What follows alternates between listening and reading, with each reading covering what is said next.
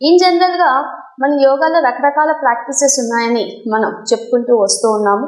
So మెయిన్గా అందరూ ఆసనాలు అని అనుకుంటారు. సో ఆసనాలు చాలా వరకు హెల్ప్ చేస్తాయి. ప్రాణాయామ ఉంది, ప్రాణాయామాలు కూడా యోగిక్ ప్రాణాయామ మనకి డయాబెటీస్ తగ్గడానికి హెల్ప్ అవుతుంది. And at the same time ఉద్యాన బంధ అని ఉంది, యోగ నిద్ర ఉంది, ప్లస్ కొన్ని రకాల క్రియలు, కుంజల్ క్రియ ఇలాంటివన్నీ కూడా రెగ్యులర్గా చేస్తూ ఉంటే డయాబెటీస్ తగ్గడానికి హెల్ప్ అవుతుంది. మెయిన్గా ఈ డయాబెటీస్ మనం చెప్పాం టైప్ 2, మనం ఎక్కువగా డీల్ చేసేది టైప్ 2. టైప్ 1 ఆటో ఇమ్యూన్ కాబట్టి కొద్దిగా కష్టము. టైప్ 1 అనేది మన యోగిక్ ప్రాక్టీసెస్లో, టైప్ 1 డయాబెటీస్ యోగిక్ ప్రాక్టీసెస్తో తగ్గడానికి హెల్ప్ అవుతుంది.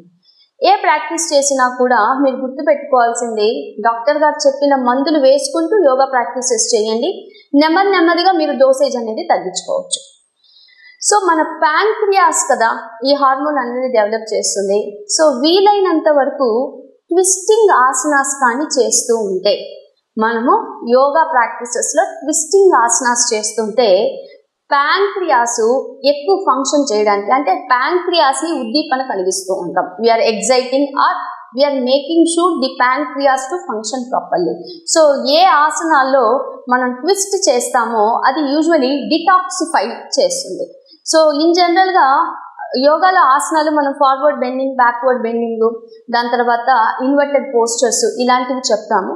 అందులో ట్విస్టింగ్ కేటగిరీ ఉండే ఆసనాలు అన్నీ కూడా డయాబెటీస్కి హెల్ప్ అవుతాయి.